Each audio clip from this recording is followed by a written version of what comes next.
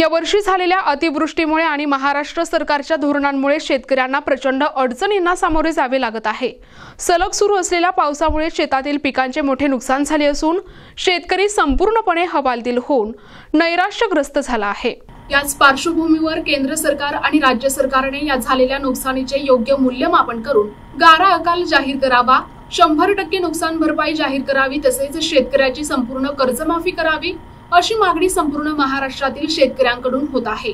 याच मागण्यांसाठी महाविकास आघाडीच्या वतीने पुलगाव या ठिकाणी जनआक्रोश मोर्चा काढण्यात आला। स्टेशन परिसरातील तिलक चौकातून या मोर्चाची सुरुवात होऊन तो इंदिरा चौक, गांधी चौक, भगतसिंग चौक मार्गे तहसील कार्यालयात पोहोचला। या मोर्चात परिसरातील शेतकरी बांधव बैलगाडी घेऊन मोठ्या संख्येने सहभागी झाले होते।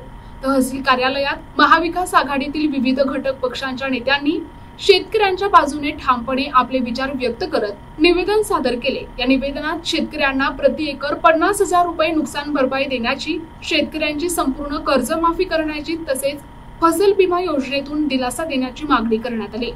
मोर्चाचे नेतृत्व पुलगावचे माजी नगराध्यक्ष मनीष साहू, शिवसेनाचे जिल्हाध्यक्ष आशिष पांडे, ॲडव्होकेट विद्याधर मातने, शिवसेना अध्यक्ष संदीप कुसे, सरपंच आणि शेतकरी प्रमोद बिरे, अमर तिनघासे, प्रांजल एडे, रमेश सावरकर, राष्ट्रवादीचे श्याम देशमुख, डॉक्टर मिलिंद थोंबरे, गोविंद दैया, म्हात्रे, जमीलभाई आदींनी केले। या जन आक्रोश मोर्चात शेकडो शेतकरी बांधव उपस्थित होते। प्रतिनिधी जावेद खान, NTV न्यूज मराठी, पुलगाव, वर्धा।